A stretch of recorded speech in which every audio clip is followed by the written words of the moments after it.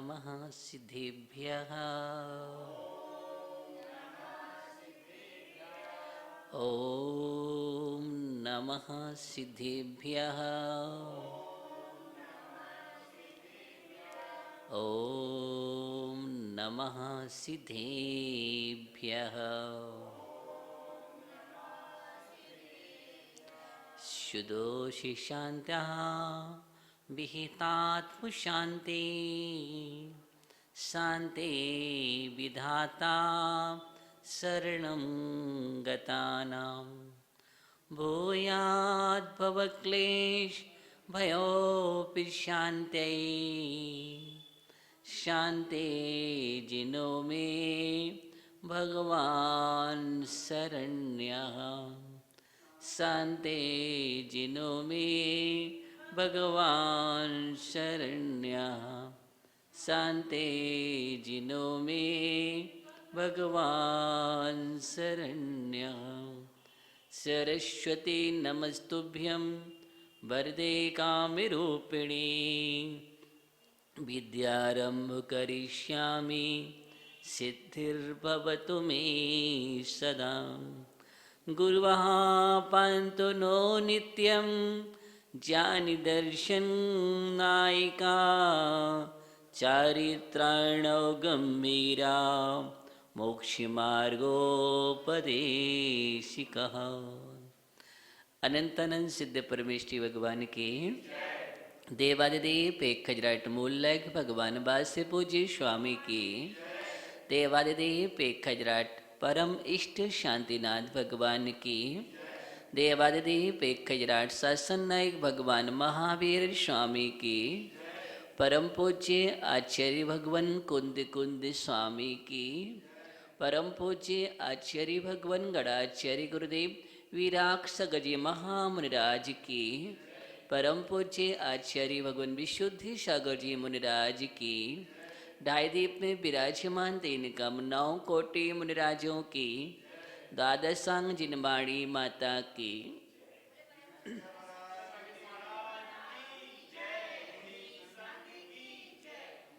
हम सभी सम्यक दर्शन रूपी पावन आत्मीय गुण वह मोक्ष मार्ग का पहला सोपान रत्नों में महारत्न रिद्धियों में महारिद्धि योग में सर्वोत्तम योग समस्त सिद्धि का कारण ऐसा सम्यक दर्शन रूपी गुण को हम यहाँ पर देख रहे हैं और निरंतर भावना भा रहे हैं कि सम्यक हमारे जीवन में खिला रहे। सब कुछ चला जाए लेकिन सम्यक दर्शन ना जाए। कुछ नहीं चाहिए मुझे। सम्यक दर्शन के सामने तीन लोग की संपदा भी फीकी है। सम्यक दर्शन है तो सब शोभायमान है और सम्यक दर्शन नहीं है तो किसी की भी शोभा नहीं है। इसलिए सम्यक दर्शन एक ऐसा धर्म है, सम्यक दर्शन जड़ है, नींव है जिसको हम निरंतर समझ रहे हैं, जिस पर इमारत खड़ी होती है। ऐसा सम्यक दर्शन शकलांग होना चाहिए। आचार्य ने कहा 8 अंगों से समन्वित होना चाहिए, वही सम्यक कहलाता है और समग्र कहलाता है। समग्र सम्यक दर्शन की प्राप्ति की भावना को लेकर के एक एक अंग को हम निहार रहे हैं। हमने देखा उपगुहन अंग को, पांचवांग निशंकित से बढ़ते बढ़ते हम निकांक्षी निर्विचिकित्सा अमूर दृष्टि उपगोहन 5 अंगों को जाना हमने।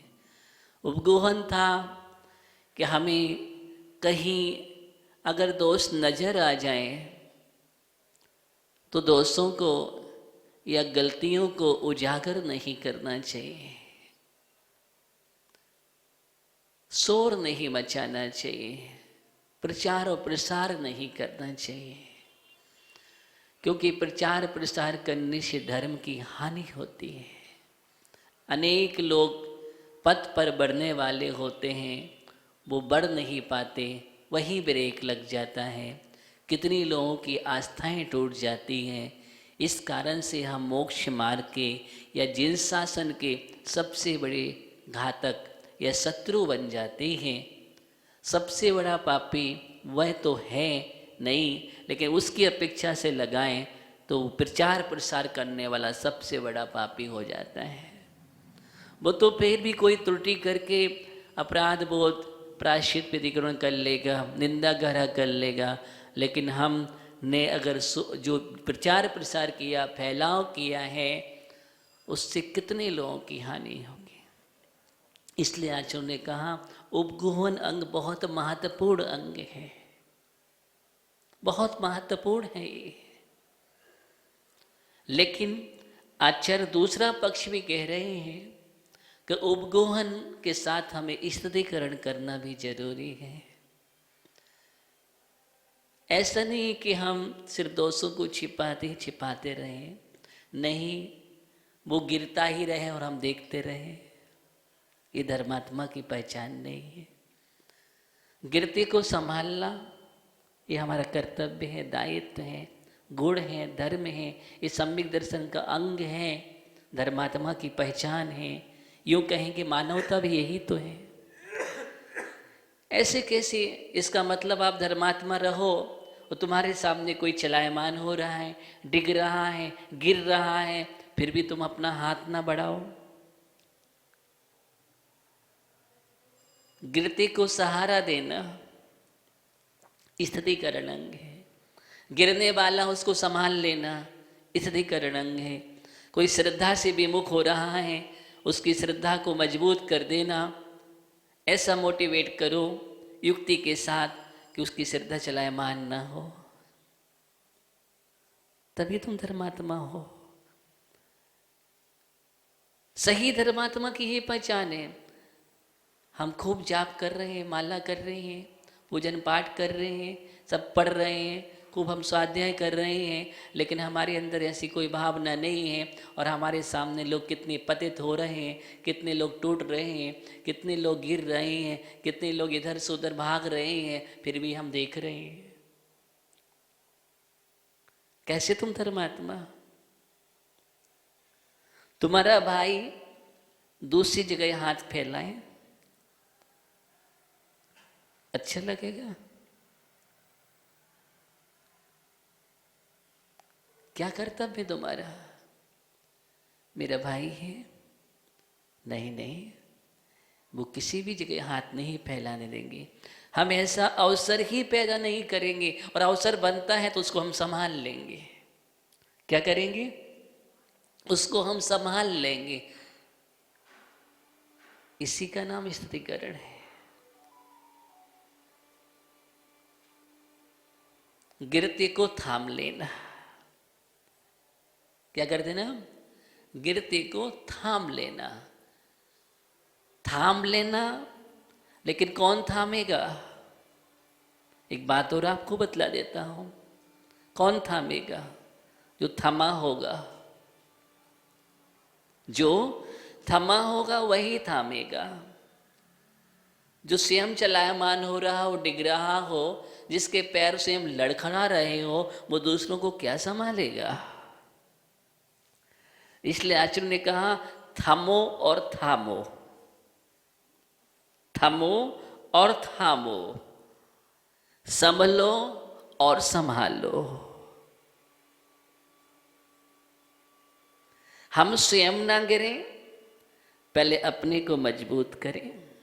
अपनी आस्था स्वयं मजबूत होना चाहिए। देखिए, जब हम सच्चे श्रद्धावान होंगे, आस्थावान होंगे, हमारी सच्ची निष्ठा होगी, हम में ही सम्यक दर्शन खिल रहा है। दुनिया कितनी इधर से उधर हो जाए, लेकिन हम अपने जिन शासन से नहीं डिगेंगे, तभी हम दूसरों को सहारा दे करके ला सकते हैं। और हम ही सब जगह डोल रहे हैं, भाग रहे हैं, घर घर भाग रहे हैं, और हम कहें नहीं बेटा तुम्हें घर से बाहर नहीं जाना चाहिए। तुम्हारी बात कोई मानेगा? वही बात हो गई कि हम स्वयं गलत कर रहे हैं और उससे कह रहे हैं तुम्हें ऐसा नहीं करना चाहिए। हम नशा कर रहे हैं और सामने वाले को रोक रहे हैं, बच्चों को, तो क्या बच्चे आपकी शिक्षा को मानेंगे? नहीं मानेंगे। पहले आचरण मुझे ही अच्छा करना पड़ेगा। आचरण को देख करके उनमें अपने आप आचरण आएगा, और आचरण के साथ शिक्षा दोगे तुम्हारी बात स्वीकार हो जाएगी। इसी कारण हर किसी का प्रवचन प्रवचन नहीं कहलाता है। सामान्य लोग करते भाषण होता है, और मुनिराज प्रवचन होता है। भाषण का प्रभाव नहीं होता उतना। उन्हें पता है कि नेता का भाषण है, ये वोट मांगने आया है, और जैसी गद्दी पर बैठ जाएगा हम सबको भूल जाएगा, और 5 साल होने के पहले फिर हाँ आ जाएगा मेरे सामने, हाथ भी जोड़ेगा, सब कुछ करेगा, पैर भी छुएगा। सबको पता है ये पॉलिसी, ये पॉलिटिक्स, राजनीति है। ये तो कौन नहीं जानता है, हर कोई जानता है। इसलिए नेता का कभी प्रवचन नहीं होता है। सुनो, क्या होता है? भाषण होता है। प्रवचन और भाषण में बहुत बड़ा अंतर है। भाषण में स्वार्थ छिपा है, छलावा भी छिपा है, गंदी राजनीति की बू भी आती है। लेकिन प्रवचन प्रकृष्ट वचनम इति प्रवचनम, तीर्थंकर की देशना, बीतरागी परमात्मा की देशना है। वो भी बीतरागियों ने गाई है, बीतरागियों से आई है, निर्गंथों ने लिखी है। इसलिए मुख्य रूप से वक्ता की बात करते रहो। वक्तारा सर्वज्ञ तीर्थंकर गणधर परमेष्टि और अपरवर्ती आचार्य निर्गंथ, यही है। इसलिए प्रवचन का प्रभाव पड़ता है, क्योंकि उनके पास सत्य महाव्रत है, वो स्वयं चर्या कर रहे हैं, आचरण कर रहे हैं, उनका सबका त्याग है। अब हम त्याग की बात करेंगे तो प्रभाव पड़ेगा कि देखो धन्य है जीवन इनका, जब ये सब कुछ छोड़ सकते हैं, इतना अच्छा आचरण कर सकते हैं, तो हम उसमें से कुछ प्रतिशत तो कर सकते हैं। ये प्रभाव आप पर पड़ा, और आप 1 भी प्रतिशत नहीं कर रहे हैं, और आप कह रहे सामने वाले से तुम इतना ये करो, तो कहेगा भाई ठीक है हमने सुन लिया, पहले आप ही तो कर लो। हाँ, तत्काल बोल देगा वो, बोलेगा कि नहीं? तो आचार्य कह रहे पहले थमो थामो, स्थितिकरण। करण माने परिणाम, परिणामों को स्थिर करना। जो परिणाम विकृत हो रहे थे, जो परिणाम मिथ्यात की ओर जा रहे थे, जो परिणाम असंयम के कीचड़ में लिपट रहे थे, जो परिणाम कसायों में उद्वेगित हो रहे थे, प्रमाद में जा रहे थे, उन परिणामों को रोकना, ये है निश्चय स्थितिकरण। और अन्य के परिणाम, विकृत परिणामों को संभालने में कारण बनना, ये है व्यवहार स्थितिकरण। ये स्थितिकरण है। व्यक्ति 2 प्रकार से गिरता है, 2 ही गिरने के कारण हैं। आचार्य संबंधभद्र स्वामी कह रहे हैं 2 ही गिरने के कारण हैं। दर्शना चरणा द्वापी चलताम धर्म बत्सले। दर्शना चरणा द्वापी, एक तो दर्शन से गिरता है, या चरण माने आचरण से गिरता है। चारित्र से गिरता है या दर्शन से गिरता है, 2 ही गिरता है। दर्शन और चारित्र से गिरते हुए प्राणियों के लिए प्राज्ञ पुरुषों के द्वारा कैसे प्रतिवस्थापनम, उनको उसी में उपस्थापित कर देना, संभाल लेना। लेकिन कब? धर्म बत्सले। कौन संभालेगा?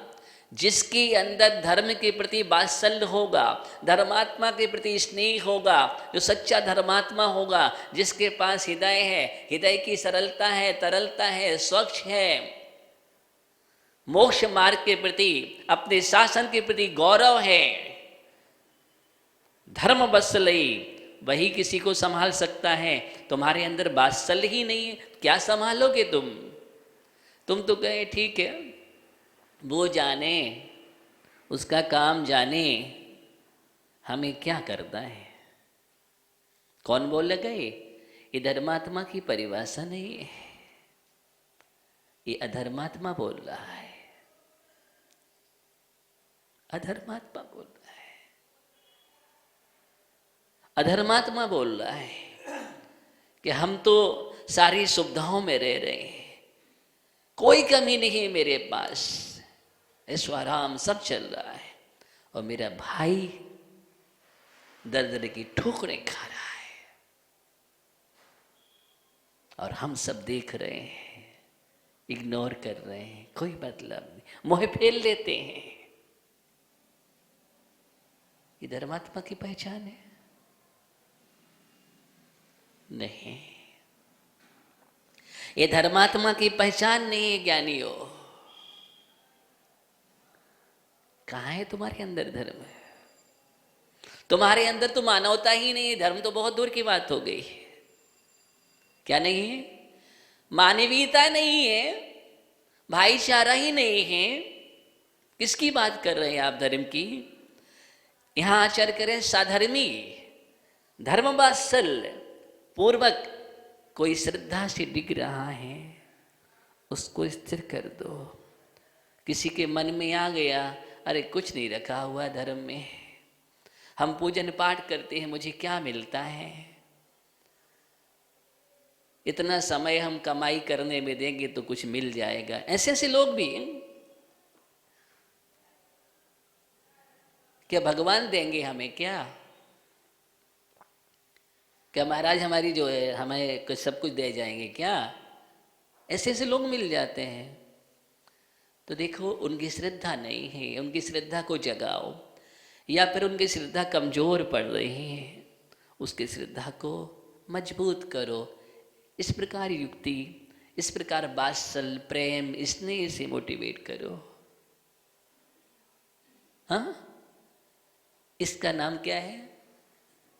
स्तुतिकरण है। बहुत जरूरी है जीवन में कि आज बहुत अस्थिर हैं, स्थिर वाले बहुत कम हैं और इस अस्थिर बहुत हैं। जिन शासन के प्रति सच्ची श्रद्धा, मोक्ष मार्ग के प्रति सच्ची श्रद्धा, जानने वाले, समझने वाले बहुत कम लोग हैं। कहाँ कहाँ जाते हैं, कहाँ कहाँ चक्कर लगाते हैं, देखो इनकी परिभाषाएं, कहाँ कहाँ कैसे कैसे पहुंच जाते हैं। क्या करो? संभालो उनको। क्या करो? संभालो। तोड़ना नहीं है, जोड़ना है। क्या करना है? तोड़ना नहीं है किसी को, जोड़ना है। और जोड़ना सही मार्ग से जोड़ना, वितरागी मार्ग से जोड़ना, धर्म से जोड़ना। इसलिए हमें जोड़ने का काम करना चाहिए, तोड़ने का काम मत करो, उपेक्षित मत करो। आज हम थोड़ी थोड़ी बातों में उपेक्षित कर देते हैं, ये भी गलत है। तुमने उपेक्षा कर दी, क्या हो गया? गया वो काम से। ये विषय बहुत गंभीर विषय है, समाज के मंथन के योग्य विषय है, धर्मात्माओं के मंथन के योग्य विषय है।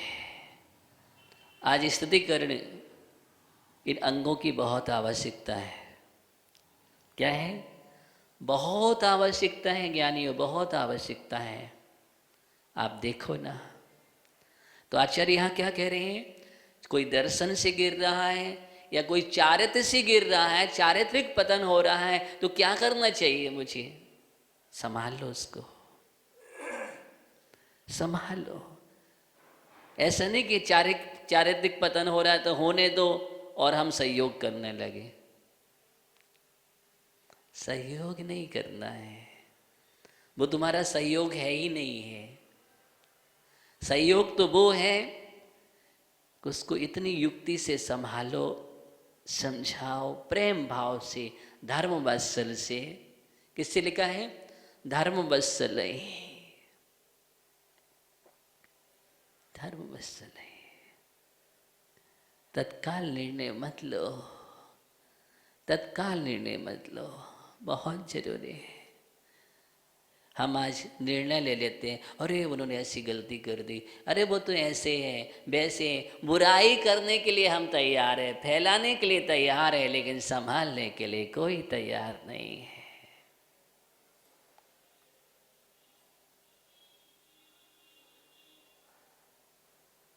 बहिष्कार नहीं करना है। क्या? बहिष्कार नहीं, तिरस्कार नहीं, युक्ति के द्वारा उसको सही मार्ग पर लाना है। क्या करना है? सही मार्ग पर लाना है। मैं ये नहीं कह रहा हूं गलत मार्ग को स्वीकार करो, ना गलत मार्ग को स्वीकार करो और ना एकदम से बहिष्कार करो। दोनों ही बात याद रखना है। क्या करो? उसको सही मार्ग पर लाओ, ऐसा काम करो।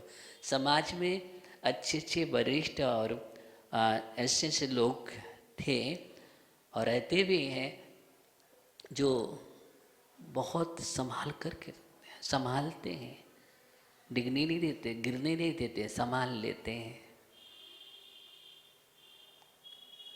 छोड़ो, आज हम इधर भाग रहे उधर भाग रहे हैं, धीरे धीरे माइनस की ओर जा रहे हैं। क्यों जा रहे हैं माइनस की ओर? आपकी संख्या कम नहीं है, संख्या कम नहीं है, लेकिन हम कहीं ना कहीं इतना अच्छा जैन धर्म पाया आपने, गौरव होना चाहिए। इस जैन धर्म के लिए तो तरसते हैं लोग, तरसते हैं। जैन धर्म जैसा धर्म नहीं है ही नहीं है, सर्वोच्च है, लोग तरसते हैं इसके लिए। अभी कुछ समय पहले आप रक्षा मंत्री कौन है? राजनाथ सिंह, पहले होम मिनिस्टर भी रहे और रक्षा मंत्री हैं, राष्ट्रीय अध्यक्ष भी रहे हैं बीजेपी के। क्या जैन धर्म के प्रति बोला उन्होंने, आप देखो सुनो।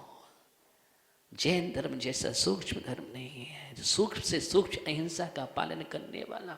जैन धर्म की नीतियों के बिना देश नहीं चल सकता है, राष्ट्र नहीं चल सकता है।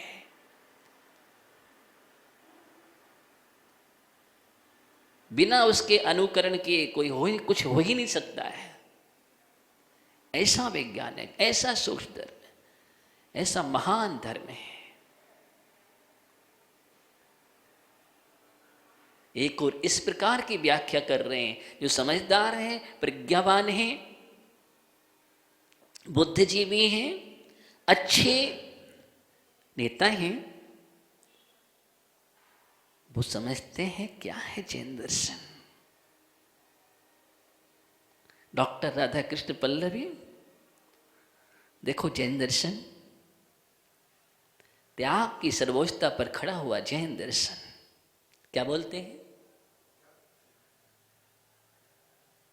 विवेकानंद जी ने जैन दर्शन के सूत्रों को, अंत में जैन दर्शन की संलेखना को भी स्वीकार किया है। वो जैन दर्शन है।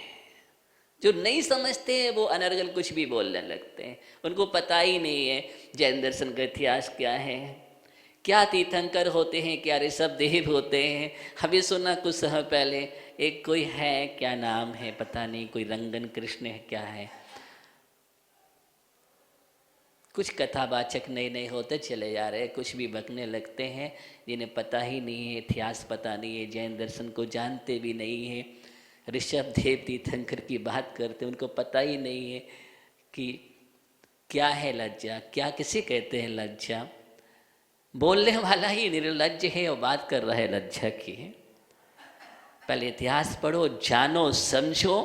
तुम जिस देश में रह रहे हैं उस देश का नाम भारत देश है और वो भारत देश भरत चक्रवर्ती के नाम से हैं और ऋषभ देव के पुत्र हैं। तुम्हें पता ही नहीं है कुछ जैन शासन क्या है, प्रकृति का धर्म है। लेकिन जो स्वयं विकृत है वो प्रकृति को क्या जानेंगे, क्या जाने विरागता, क्या जाने वीतरागता, उन्हें पता ही नहीं है। ऐसे ऐसे लोग लेकिन कुछ भी बोलने को तैयार हैं। इसलिए इन वक्ताओं को, बोलने वाले को, कथावाचकों को सावधान होने की ज़रूरत है, बहुत ज़रूरत है। पहले पढ़ो, अच्छी तरह से समझो और फिर बोलो क्या चीज़ है। तुम्हें भी उसका आचरण करना चाहिए, तुम्हें भी आचरण करना चाहिए, उसके बिना तो कुछ है ही नहीं। वो जैन धर्म है, प्रकृति का जैन धर्म है, जो वासना और कामनाओं से बने हैं। जो व्यक्ति वासनाओं में लिपटा हुआ वो क्या समझेगा कि क्या निर्गुणता क्या कहलाती है, क्या कहलाती है। हम बात कर रहे हैं, ऐसा हमको युक्ति के साथ, बुद्धि के साथ, विवेक के साथ स्थिर करना चाहिए। क्या करना चाहिए? स्थिर करना चाहिए। ये धर्मात्मा के लिए बहुत जरूरी। इस अंक की मैं चर्चा कर रहा हूं। आज हम तत्काल कोई गलती होगी, अरे ऐसा करो, कुछ नहीं है, क्या रखा है? नहीं नहीं, ये तो उस योग्य ही नहीं है, योग्य ही नहीं है। पहले सोचो समझो, तत्काल निर्णय नहीं लेना चाहिए।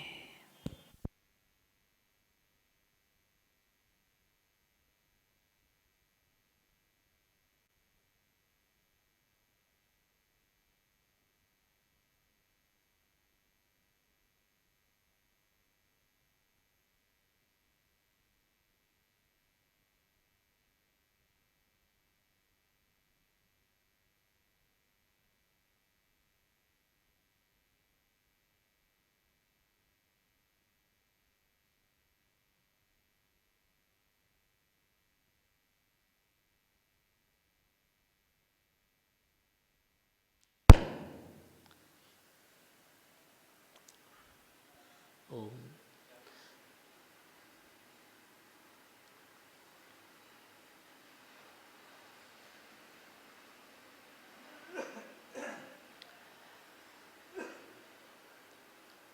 दर्शनाथ चरणाद्वापी बात कर रहे हैं, दर्शन से गिरते हैं, श्रद्धा से, आचार्य से गिरते हैं। उनकी ऐसा सहारा देना, ऐसा निमित्त बनना, ये बहुत जैन दर्शन का बहुत महत्वपूर्ण अंग है। ये तो सभी के लिए आवश्यक है, सभी के लिए आवश्यक है, ये मैं कह रहा हूं। ऐसे ऐसे विद्वान हुए जिन्होंने युक्ति से कितना अच्छा कार्य किया। एक बार की घटना, खजुराहो की बात कर रहा हूं। वहां पर एक मुनराज, लेकिन किसी कारण से उनकी चर्या कुछ लोग सुन करके अपार भीड़ लग गई, लोग तांता लग गए, निर्णय कर लिया, अरे ऐसी कोई चर्या होती है क्या, इनको कपड़े पहना दिए जाए। ओहो, समझना बात के लिए, कपड़े पहनाना बहुत सरल है, कपड़े उतारना कितने भावों का पुण्य संचित होता है, तब कोई निर्गंथ बनता है। जानते हो, मुनि बनना भाव भाव का पुण्य संचय होता है। इसलिए खेल नहीं है ये बच्चों का। कह देना अलग बात है, ये सोचना जैसे ही मालूम चली जगन मोहन लाल जी सिद्धांत शास्त्री, जगन मोहन लाल सिद्धांत शास्त्री, जिनका विद्वानों में अच्छा नाम, रहा है। कटनी के थे वो, बहुत अच्छे विद्वान थे, न्याय सिद्धांत के बहुत अच्छे और बहुत अच्छे साधु भक्त मुनि भक्त। उन विद्वान को जैसे ही मालूम चला वो तत्काल पहुँचे। सतना में थे, सतना से खजुराहो पहुँचते हैं और देखा वहाँ तो भीड़ लगी है, तांता लगी है, सभी एक ही आवाज़ कर रहे, नहीं नहीं ऐसा करना है, इनको ऐसा करना है, अब ऐसा कर को कपड़े बस कपड़े पहनाने हैं। देखा, पूछा क्या बात है भाई? कुछ नहीं, ऐसे महाराज होते हैं क्या? कैसे साधु होते हैं क्या? सबकी बात सुनी, देखा, क्यों भाई दिक्कत क्या है? अरे वो ऐसा करते हैं, दिन भर पानी डालते रहते कमंडल से, दिन भर कमंडल से पानी अपने ऊपर डालते रहते हैं और रात्रि में घास पर सो जाते हैं। ऐसे चर्या नहीं होते हैं। पंडित जी ने बहुत विवेक से, युक्ति से काम किया। उन्होंने कहा रुकिए, कोई चीज़ का तत्काल निर्णय नहीं लेना चाहिए, कभी भी निर्णय नहीं लेना चाहिए। क्या कर रहे हैं आप लोग? सावधान। अच्छा ये बतलाओ, आप कभी महाराज के पास गए क्या? कभी पूछने की कोशिश की कि ऐसा क्यों कर रहे हैं? नहीं। उनके पास कौन जाएगा? बहुत बढ़िया, न गए, न बैठे, न चर्चा की और बस निर्णय कर लिया। निर्णय करने का अधिकार किसने दे दिया तुमको?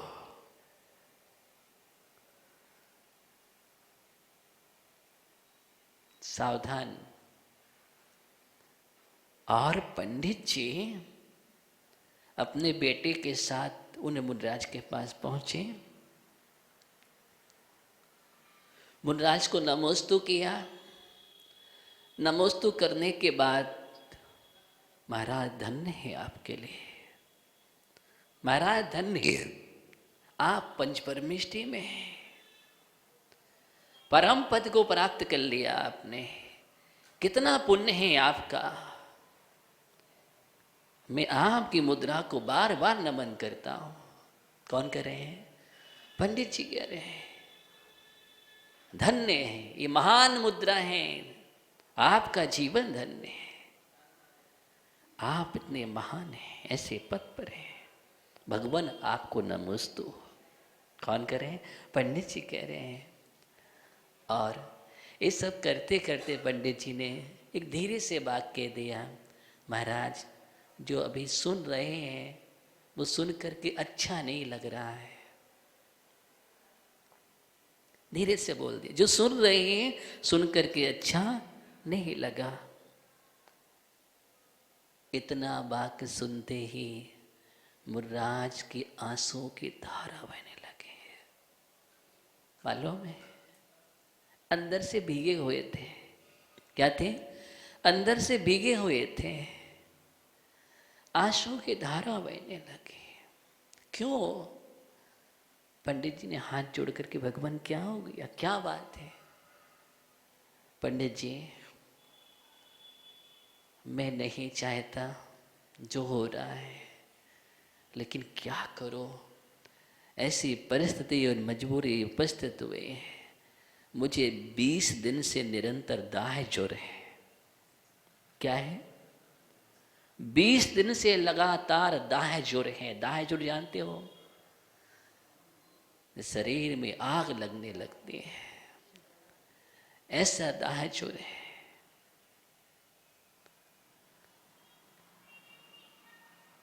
चार 5 दिन से निरंतर अंतराय हो रहे हैं।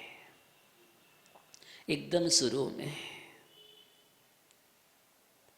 कोई ध्यान नहीं दे रहा है, किसी आहार पर भी नहीं, किसी को मतलब नहीं है, ना कोई भैयावृत्ति करने वाला, ना कोई सेवा करने वाला, ना कोई ध्यान करने वाला।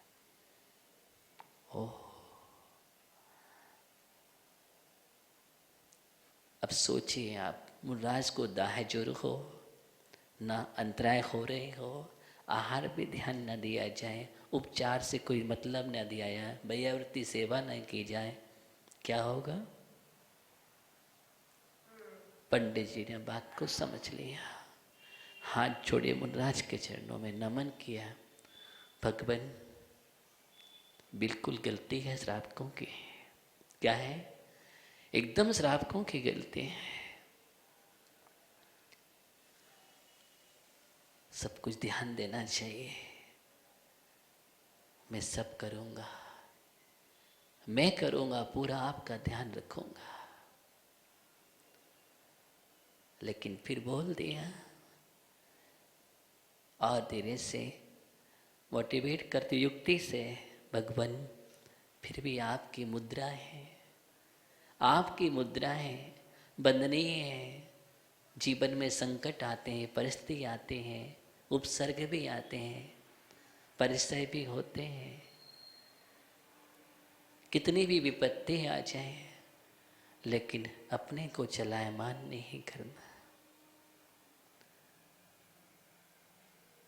मुनराज ने कहा, पंडित जी सब कुछ हम जानते हैं, जानते हैं, आप एकदम सही कह रहे हैं।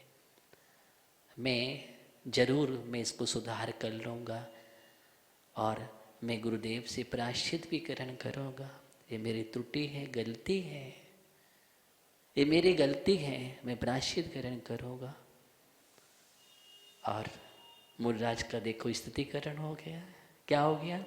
स्थितिकरण हो गया। पंडित जी बाहर पहुंचते हैं, जो पब्लिक खड़ी हो उनको ऐसी फटकार लगाते हैं। सबसे पहले क्या है आप लोग श्रावक हैं, धर्मात्मा हैं? पहले सोचो तुम धर्मात्मा हो कि नहीं है। कभी आपने मुनराज पर ध्यान दिया, मुनराज की चर्या पर ध्यान दिया कि आहार कराना चाहिए कि नहीं कराना चाहिए? उनके अंतराय हो रहे हैं, तुम्हारा कर्तव्य क्या है? उनको रोग है, बीमारी है, दाहे जोर है, कभी तुम भैयावर्ती सेवा करने के लिए पहुंचे, तुमने उपचार कराया, कभी वैद्य को लाए? सब सन्न रह गए, सब ने अपने चेहरे नीचे कर लिए। जाओ, पहले सेवा और भैयावर्ती जो तुम्हारा कर्तव्य है उसको करो। अपने कर्तव्य को करना नहीं है, बस हमने गलती और त्रुटियां देखना शुरू कर दें। तुम कैसे धर्मात्मा हो? और पंडित जी ने युक्ति से मुनराज से 20 दिन तक रहे वो बराबर वहीं, और प्रतिदिन आहार चर्या कराई, स्वयं औषधि दी, सेवा की, भैयावर्ती की। मुनराज एकदम स्वस्थ हो गए। क्या हो गए? स्वस्थ हो गए, उनकी चर्या सुंदर हो गए।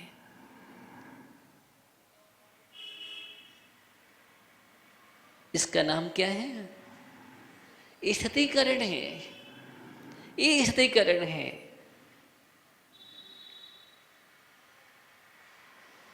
क्या किया? धर्मात्मा के जीवन को सुरक्षित कर लिया, धर्मात्मा के जीवन को सुरक्षित कर लिया।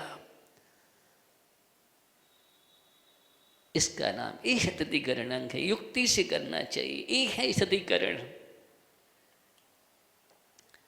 थमो थामो, स्थितीकरण, यही आचार्य भगवान कह रहे हैं। ये स्थितीकरण अंग जीवन में बहुत जरूरी, महत्वपूर्ण अंग है। देखो, पहले हम देखने ही नहीं जाना है। कोई भी धर्मात्मा हो,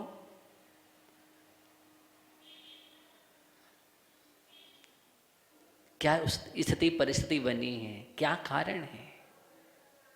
विवेक के साथ, विवेक के साथ। हमारे शास्त्रों में बारिशेन मुनराज प्रसिद्ध हुए। कौन? बारिशेन मुनराज। देखो कितनी युक्ति से काम किया उन्होंने। राजपुत्र बारिशेन और मंत्री पुत्र पुष्पडाल मित्र सखा थे। दीक्षा ले ली दोनों ने साथ में। दीक्षा लेने के बाद बारिशेन वीतरागी, विरक्त, निष्प्रह, महान साधना कर रहे हैं। पुष्पडाल ने दीक्षा तो ले ली, मुनि बन गए, लेकिन एक विकल्प मुनराज के अंदर रहा निरंतर। और जब भी है तो अपनी स्त्री का विकल्प आ जाए। किसका? और एक कानी थी, वो क्या थी? एक आंख थी। वो कानी स्त्री को बार बार ये, तो उसकी व्यवस्था कौन कर रहा हो, कौन ध्यान कर रहा? ये विकल्प सता गया, और ये विकल्प सता सता करके वो 12 साल तक भावलिंगी नहीं हो पाए।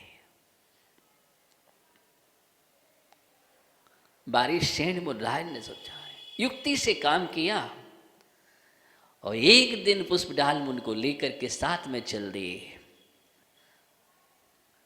राजगिरी की ओर। दूर से रानी चेल्ला ने देखा कि मुनराज महल की ओर आ रहे हैं। क्या बात है, मेरा बेटा कहीं वापस तो नहीं हो रहा है? चेल्ला के अंदर है कि कहीं ऐसा तो नहीं डिग गया हो, ये वापस आ रहा हो। चेल्ला को विकल्प हो गया, राजमहल में पहुंच गए।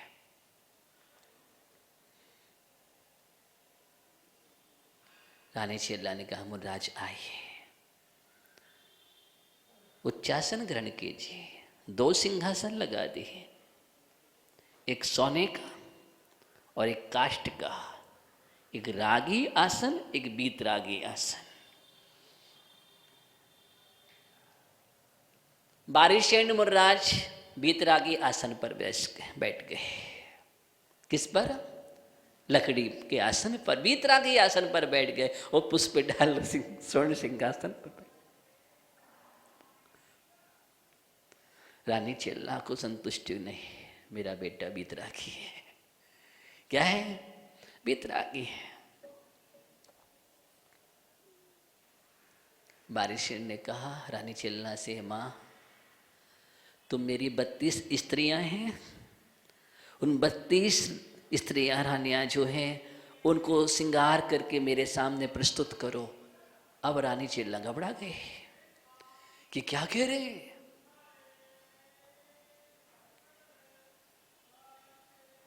लेकिन मुनराज ने कहा है 32 रानियां सच धस करके सामने प्रस्तुत कर दी। पुष्पडाल की ओर देखा,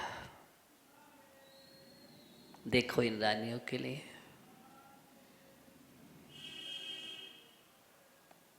पुष्पडाल ने चेहरा नीचे कर लिया। पुष्पडाल खड़े हो गए, भगवान क्षमा करो, चलो चलो भगवान, मैं समझ गया, मेरी भूल को माफ करो, प्रायश्चित दो। समझ के ना बात के लिए स्थिरीकरण किया है कि तुम एक कान स्त्री के याद में यहाँ 32 रानियों को छोड़ करके हो गया उनका स्थिरीकरण। बस स्थिरीकरण करने के लिए प्रसंग उपस्थित किया, और कोई मतलब नहीं थे। चल दिए, पुष्पडाल का स्थिरीकरण हो गया, वो भी सच्चे हो गए, अच्छे हो गए। स्थितीकरण अंग, इसका मतलब स्थितीकरण है। इसलिए स्थितीकरण, अपने परिणाम को भी स्थिर करो, अपने अंदर कोई विकार उत्पन्न तत्काल दूर करो, परिमार्जन करो, निंदा करो, गहरा करो, अपनी भी गलतियों की, अपने को संभालो और दूसरों को भी संभालो। उम्मग्गम जिड़मग्गे, उम्मग्गम अपने परिणाम को, उन्मार्गामी हो रहे हैं। शिव मग्गे ठबेदी अपाणम थिडी कर्णेन जुदो। समय सार में लिख रहे हैं, जो उन्मार्ग में जाता हुआ मन है, उस उन्मार्ग में जाते हुए मन को सन्मार्ग में स्थिर कर देना। उन्मार्गगामी मन को सन्मार्गी बना देना, अच्छे मार्ग में लगा देना, शिव मार्ग में लगा देना, इसका नाम क्या है? स्थितीकरण है। मिथ्या मार्ग से हट करके सम्यक के मार्ग पर लगा देना स्थितीकरण है। जिन शासन में स्थिर कर देना, मन को जैन धर्मी बना देना, सही पथ पर ले जाना, सही आचरण में ले जाना, सम्यक श्रद्धा को उत्पन्न कराने में कारण बन जाना, और स्वयं स्थिर रहना, इसका नाम क्या है? स्थितिकरण अंग है। तो हम ऐसे स्थितिकरण अंग को अपने जीवन में बहुत जरूरी है, हर पल जरूरी है। कदम कदम पर कोई भी दिख सकता है, उसको संभालो, दुत्कारो नहीं। जैन दर्शन दुत्कारने का मार्ग नहीं है, पुचकारने का है। किसका? दुत्कारने का नहीं है, पुचकारने का है, तिरस्कार करने का नहीं है, अच्छे मार्ग पर ला करके सत्कार करने का है। हर प्रकार से हमें समुन्नत बनाना चाहिए, अपनी समाज को भी संगठित करना चाहिए, समाज को भी आदर्श बनाना चाहिए, सहारा देना चाहिए। अगर हमारा भाई डिग रहा है, हम जानते हैं समुत्पन्न है पूरी समाज, लेकिन समाज में एक दो हमारे परिवार अगर कहीं गरीबी रेखा में जा रहे हैं, परेशान हो रहे हैं, उनके सहारे की आवश्यकता है, तो उनको सहारा दीजिए। क्या दीजिए?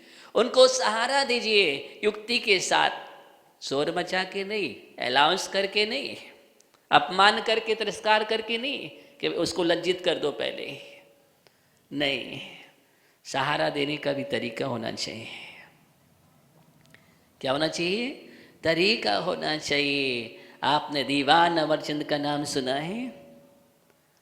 दीवान अमरचंद, ओहो हो, रात्रि में जाते थे, निकलते थे और भेष ऐसा बना कोई पहचान ना पाए, और जाकर के देखते थे अपनी प्रजा में, घरों में, पास में खड़े होकर के, और मालूम कर लेते कहाँ परेशानी है, किसके घर में परेशानी हो रही है, क्या परेशानी है। कोई दरिद्र है, गरीब है, सहारे की आवश्यकता है, क्या है, और उसके यहाँ युक्ति के साथ अनाज की पोटली बना करके उसमें रत्न रख करके दे करके चले आते थे।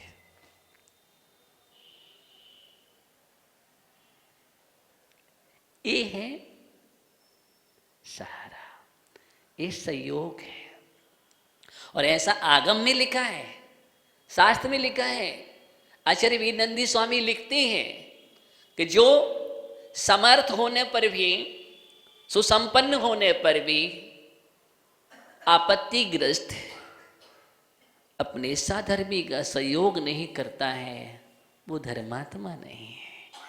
उस विपत्तिग्रस्त, आपत्तिग्रस्त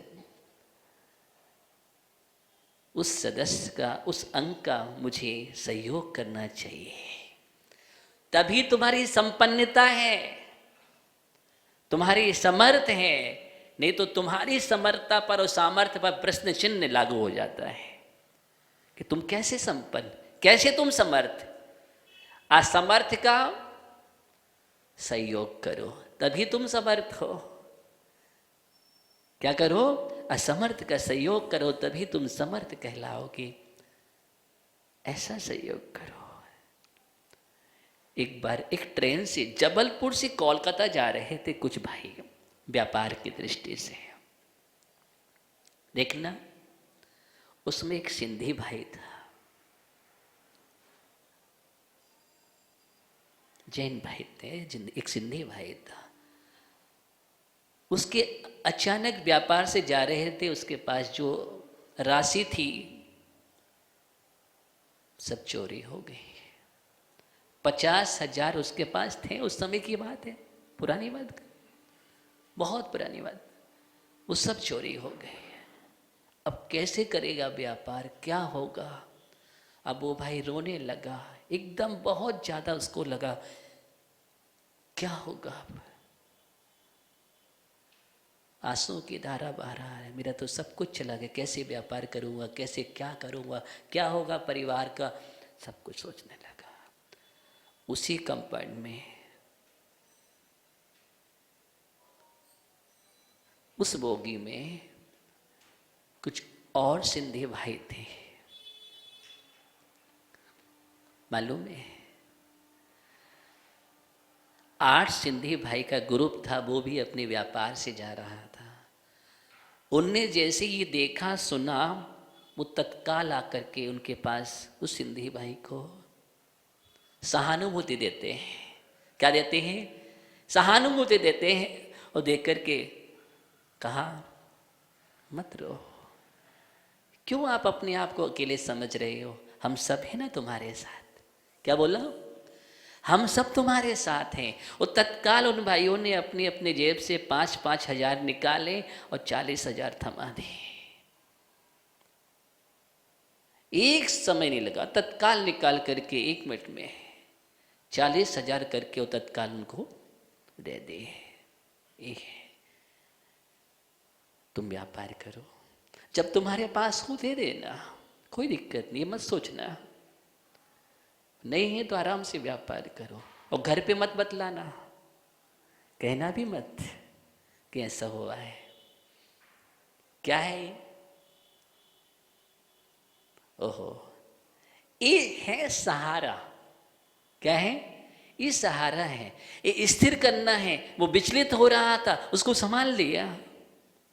ऐसे कई परिवार हैं जो आज विचलित हो जाते हैं, जिनके लिए स्थितीकरण की आवश्यकता है, धर्म के मार्ग से भी डिग जाते हैं, और कभी कभी लोग इसका माध्यम बनाकर के अन्य में भी चले जाते हैं, क्योंकि लालच देने वाले लोग हैं। तुम इसको कबूल कर लो, इसको कबूल कर लो, हम तुम्हारा सहयोग कर देंगे। समझ रहे ना बात के लिए? इसलिए वो धर्म परिवर्तन वाली भी बात खड़ी हो जाती है ऐसी स्थितियों में। इसलिए हमें इस चीज़ का भी ध्यान रखना चाहिए, अपने भाइयों को सामर्थ्य वाला बनाना चाहिए। कोई भी हमारे यहाँ नहीं, अरे क्या है, कितना है, वैसे ही संपन्न है। अगर 10% लोग भी, 90% हम संपन्न हैं, सुसंपन्न 20% लोग भी हैं, अगर वो एक एक व्यक्ति संभालने के लिए जिम्मेदारी ले ले तो सब संपन्न हो जाए। हो जाएंगे कि नहीं हो जाएंगे? कोई पढ़ना चाहता है, गरीब, उसकी हुनर है, अच्छी योग्यता भी, अच्छे परसेंट ला रहा है, आगे बढ़ना चाहे, उसको सहयोग करो। वो बन करके IAS बनेगा, कोई IPS बनेगा, कोई IIT में निकलेगा, कोई चार्टर्ड अकाउंट बनेगा। हर प्रकार से संपन्न करना। क्या करना? हर प्रकार के, चाहे शिक्षा के क्षेत्र में हो, चाहे चिकित्सा के क्षेत्र में हो, सामाजिक क्षेत्र में हो, धार्मिक क्षेत्र में हो। क्योंकि व्यक्ति दिखता है तो इन्हीं कारणों से दिखता है। कोई शारीरिक दृष्टि से दिखता है, कोई मानसिक दृष्टि से दिखता है, कोई आर्थिक दृष्टि से चलायमान होता है। दिखने के यही कारण है। उनको संभालो, सच्चा स्थितिकरण तभी होगा। कोई शारीरिक स्थिति से परेशान हो रहा है, डिग रहा है धर्म से, उसके लिए उपचार दो। कोई मानसिक स्थिति से डिग रहा है, कई लोग डिप्रेशन में चले जाते हैं। क्या कारण है डिप्रेशन में गया? उस डिप्रेशन में जाने वालों को संभालो। कोई जाने वाला, उसको भी संभालो, अच्छे बोल बोलो, समझो बात के लिए। अगर उनको संभाल लेंगे तो डिप्रेशन में नहीं जाएंगे। कोई आर्थिक तंगी के कारण उनको हम संभाल लें। स्थितिकरण बहुत बड़ा विस्तार वाला अंग है। बस इतना ही समझे हम कि हम उनकी श्रद्धाओं को संभालें। चारस से डिग रहे हैं, कोई नैतिकता से डिग रहे हैं, उनको भी हम संभालें और स्थिर करें। क्या करें? स्थिर करें। यही हमें संभालने की आवश्यकता है। हम जोड़ें, तोड़ने की कोशिश ना करें। अगर हम धीरे धीरे एक एक अंग को तोड़ते चले जाएंगे तो फिर हम क्या बचेंगे? एक सूत्र समझना, बचेंगे क्या फिर? इसलिए जोड़ो। जोड़ने का अर्थ समझना मेरा बहुत विस्तार वाला अर्थ है, संकेत से समझो, एक सूत्र है। इसलिए हम सच्चे धर्मात्मा तभी कहलाएंगे। आचर करें धर्म वत्सलई, धर्म वात्सल हो करके, बासर हृदय से भीग हो करके सबको सहारा दो, जोड़ो, सबके अच्छे मार्ग पर लगाओ, नैतिकता की शिक्षा दो, संस्कार दो, श्रद्धा को मजबूत करो, आचरण को मजबूत करो। यही कह रहा है जिन धर्म। इसलिए इस मार्ग को हम समझें, यही स्थितिकरण अंग है। इसी भावना के साथ ओम नमः सिद्धेभ्यः।